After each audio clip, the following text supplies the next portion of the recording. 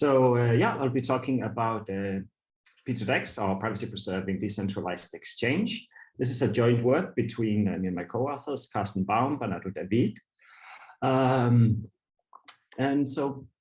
Yeah, let's get into it.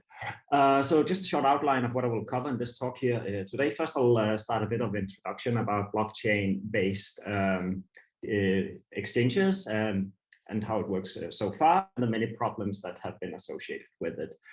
I'll then introduce a couple of the tools we need for our decentralized construction, which is basically digital signatures and different flavors of MPC. Afterwards, I'll show how to shake all of these things together to get our protocol. And then in the end, I will conclude with a bit of implementation detail and like practical consideration. Okay, so how has SpotChain Exchange worked so far, like in general? If we consider the case of a standard approach with a market order exchange, we basically consider a bunch of users that have some tokens on different chains and some sort of service provider that wish to provide the option to exchange, such as Mt. Gox in this case. So what happens is basically the users, they send their tokens to this centralized authority, and based on some exchange rate and a fee, this authority says, okay, you get this and this of this and this token, and basically sends this back to the users, and everyone is happy, ideally. So first of all, what's good with this like market order standard approach? Well, it's quite efficient, like both in regards to computation, in regards to rounds of communication and amount of transfers on the ledgers. What's bad is, of course, that this is highly centralized, which allows for well, theft, hacking, and a whole bunch of other things. In particular,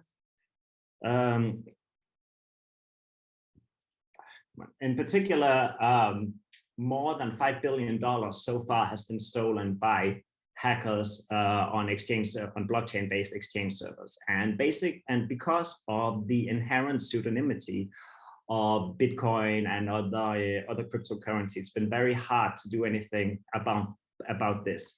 Even like the case I mentioned here in the example, Mt. Gox has lost $500 million worth of currency due to a hacking attack. So this is clearly not good. And this is just in regards to attack. Like other things is basically now you have a centralized authority that sets the rate, which also allowed for manipulation, which I will return a bit to in a bit more detail in a second. Fortunately, there's been a lot of research in this area because of these issues. So there are approaches do exist on how you can exchange across different blockchains without having to trust a completely centralized authority. One of the simplest and most prime ways of doing this is to use an atomic swap based on time locks, which basically prevents the stealing and the hacking of tokens. Basically, I mean, the idea is you lock your tokens in one smart contract on one chain with a specific secret, and then the party you wish to exchange with does the same for their token on the other chain in a way that's linked to the same secret. So this basically means that once one person takes out the money, then the other knows the secret to be able to take out the money into their account. So this works quite well, although it's inherently a very two-party peer-to-peer based setting. And besides actually working well, you end up with a bit more latency in regards to finalization time before a transaction is complete compared to like the centralized approach I mentioned. And finally, users must be online all the time for this whole. They need to sit around and wait for the things to go through before they can make their next move. Of course, this can also be issued in a bit of a more service-oriented way by using exchange chains, where you swap into tokens on an exchange chain, which then keeps tab on how of tokens you have on the original chain and allows some sort of internal exchange on this chain and cashing out. which again is nice in the sense that it prevents stealing and hacking, but still has like quite a bit of latency, and is inherently not private. In particular, this allows for market manipulation, in particular in the setting called front running, which basically means that knowing orders, knowing how much people want to buy and sell for before it happens, allows for market manipulation for a profit. So I should elaborate a bit more on this, because so far I just mentioned a market order approach. But what we are actually really interested in, and what reflects like the real world, so to speak, is more a limit order based approach. And this is exactly where front running can be a big issue, especially if we consider high frequency trading. So if we consider what is going on in a standard limit approach, well, limit order approach, well, we basically consider a specific matching algorithm. Usually this is based on an order priority of price, time of order, and then quantity. So this means there's basically a big order book where there's selling orders and buying orders, where there's an identifier for the individual for the order of selling and for the order of buying, containing a minimum, respectively maximum price of whatever token in question, along with a quantity and a timestamp for which this order arrived. So the way a matching would occur is basically you start from the bottom of the selling list and the top of the buying list, and you check whether these orders are compatible. Basically meaning is there an intersection between what is accepted as a minimum price and selling price and a maximum buying price. You can see in this case there is a matching between Fred and Gabby. So basically a price is decided. This can, for example, be the average. And then this order is marked as like the order to carry through first. Then you have the second order, which is basically which then continues down the list of the order that was fulfilled, since Gabby only had 0.02 tokens. This order is fulfilled, and there's still some left of Fred's order. So then the next one is compared. Is this okay? Well, yes, it is. So a price is decided for this order. Now the order of Fred has been finalized, so we move up to the next one in the line in the selling, and that's Eve, and then it's checked whether this is still applicable with the price of Harold. We see it's not. So basically we end up with, well, one and a partial order being matched in this case. And what is crucial is that all this information about about the quantity and about the acceptable price being known before the orders are being matched can clearly lead to a manipulation, and basically, as the name suggests, run in front of the line with an order in order to make a guaranteed profit.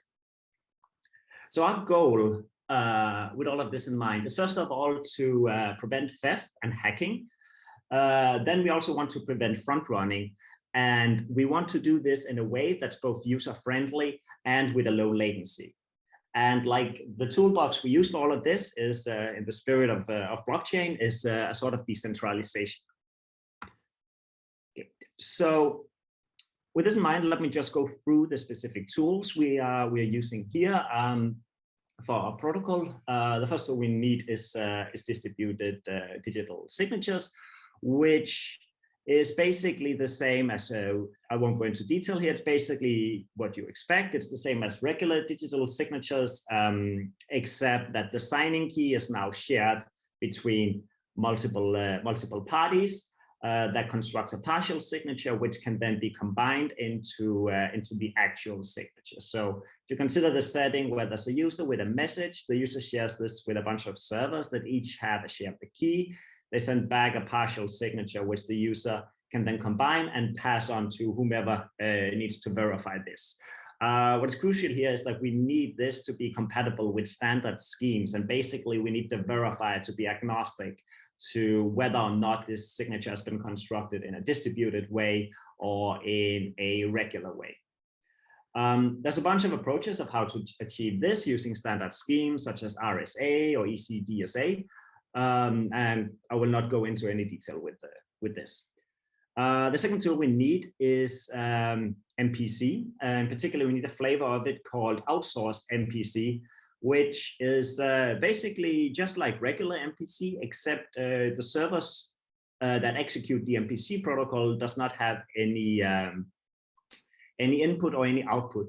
This is the input and output is done by external clients. And this can basically be achieved black box and standard MPC schemes using very efficient techniques independent of the function to be computed. The overall idea is basically that each user constructs a secret authenticated share of their input and sends this to the servers, which the servers then use as input to the MPC computation. In the end, the servers in MPC construct a shared output that's also authenticated and secret shared, which they can then send to the users in order for the users to finally learn their respective output. So the last piece we need is another type of MPC, which is called Incentivized MPC, done by my co-authors and third person, Raphael Dowsley. Basically, the idea of this is to incentivize the servers in an MPC computation financially to complete the whole computation and not abort once they learn some information. So the idea is that they use a blockchain where they send some, and a smart contract where they send some tokens into the smart contract as ante for the computation. Then they basically do the MPC computation like they would, but in a way where the output is secret shared. Now they can commit to this secret shared output to each of the other servers, and if everything goes well at this point, they can send their shares. Everyone learns the output. Everything is good. If one server then learns the output before they send their share and decide to abort, well then we have a problem. But fortunately, that's where the ante on the smart contract comes into play, because now we have commitments and shares, and the other servers can simply prove to the smart contract that a server has aborted or is behaving maliciously, and then they will get penalized. So in this way, we basically get a notion of fairness against rational adversaries. We furthermore get an identifiability of malicious acting adversaries.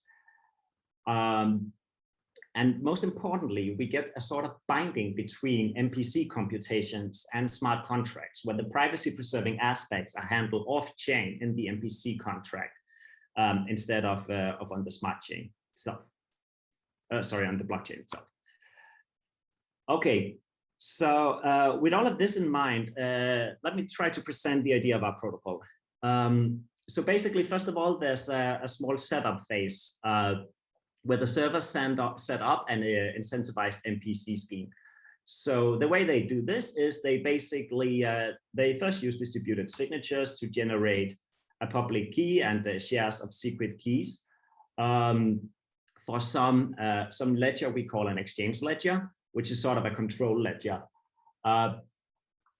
Then based on this, they deploy a smart contract on this ledger where they put in a whole bunch of ante, which will only pay out if it gets a signature based on the shares. If it gets signed out with a signature based on each of the shares the servers hold, or if it receives a proof of the malicious behavior.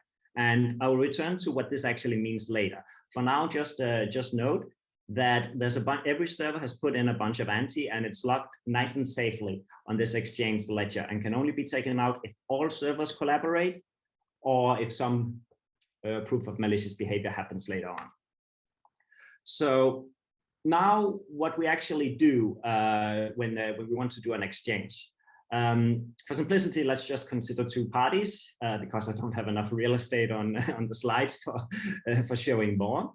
But basically for the two-party setting, we have the situation where two-party comes along, Alice and Bob.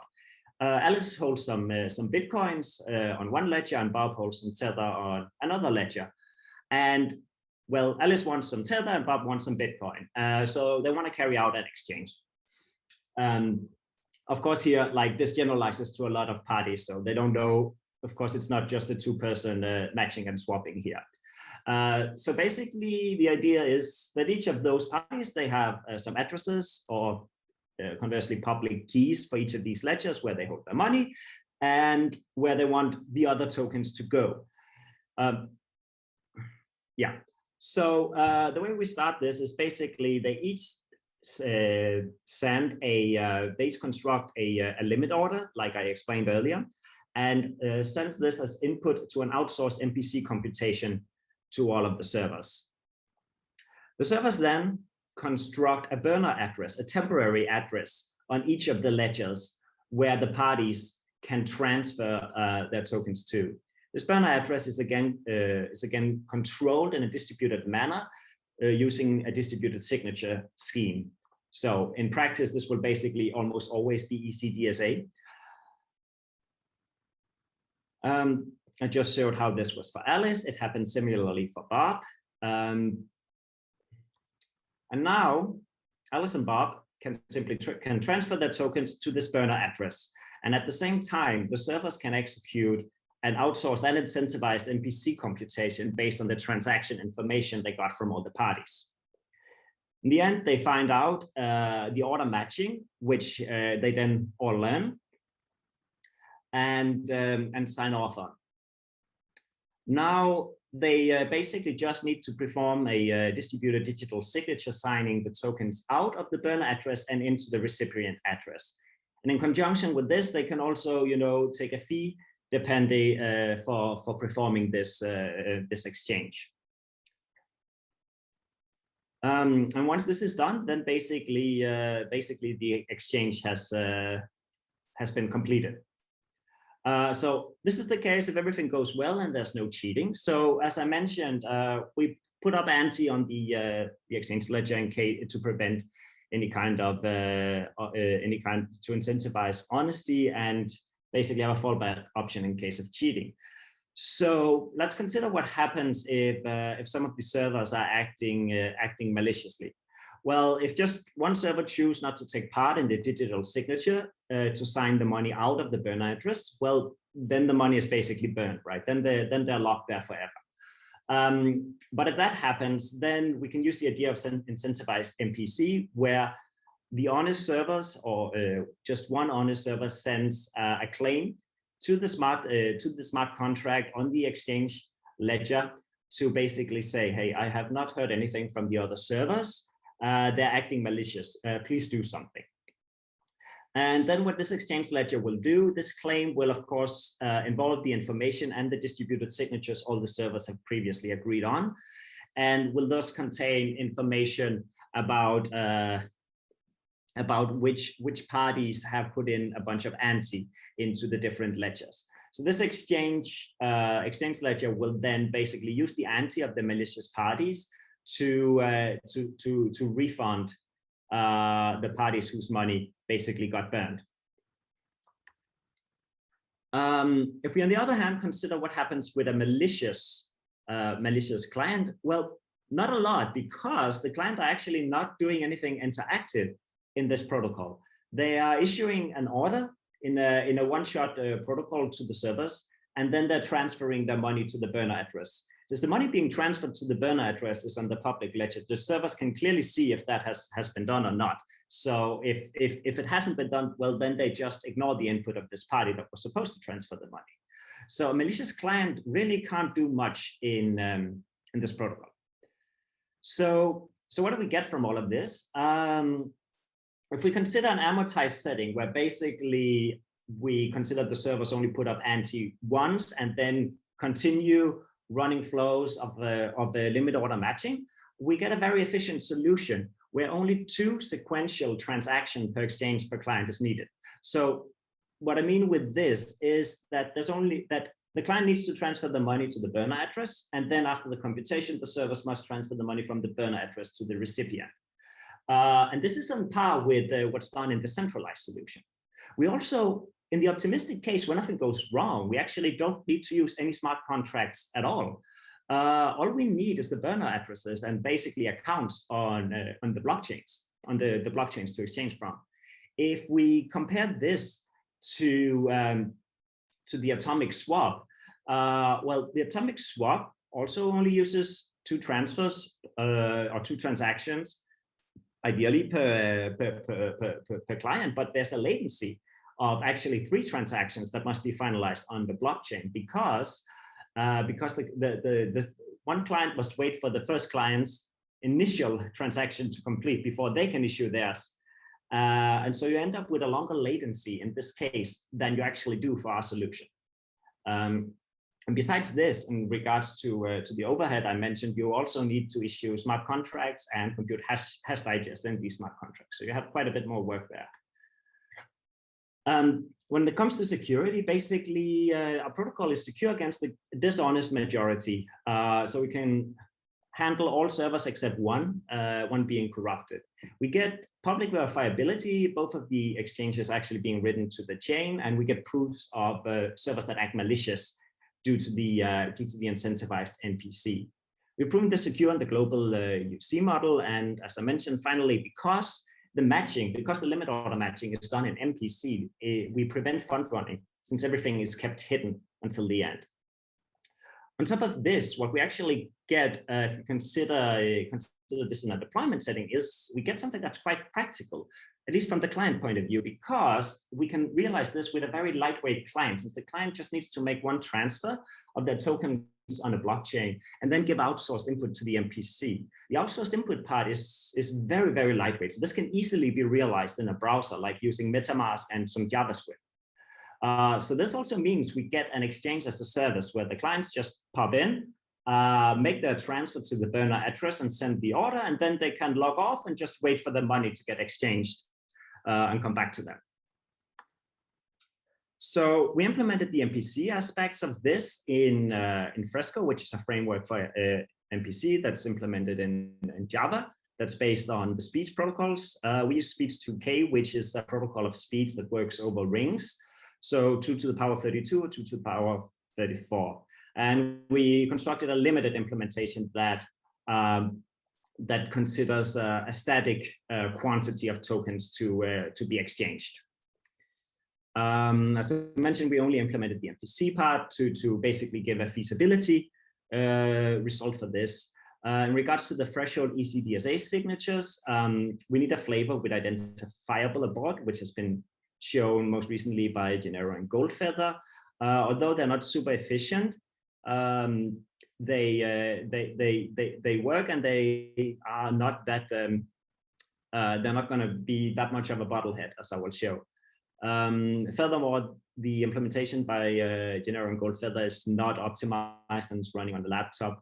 And this is a very active area of research, so we wouldn't worry too much about this. So the implementation of our matching protocol, we can see that even running in MPC, I should mention this is just the online phase. There's some pre-processing as function-independent pre-processing as well. On a LAN setting, we get less than a few seconds in execution time for certain types of orders up to 128. And on the WAN setting, we get it with less than 40 seconds. So despite this sounding like a bit much, maybe, we actually noticed that it's not too bad. First of all, the ECDSA signatures, we need quite a few, since we need 2 for each order, ends up becoming way more computationally cumbersome than the MPC. But what's the real problem here is ledger finalization. Even an efficient ledger like Ethereum, you need 3 minutes to finalize a transaction to be sure it's gone through. And in Cardano, it's, for example, 10. And we need 2 of those in sequence, like the same as in the centralized setting. So this turns out to actually be the bottleneck. In particular, when we take into account that all the MPC and half of the threshold signatures are basically pipelinable while we wait for the blockchain finalization in an optimistic setting.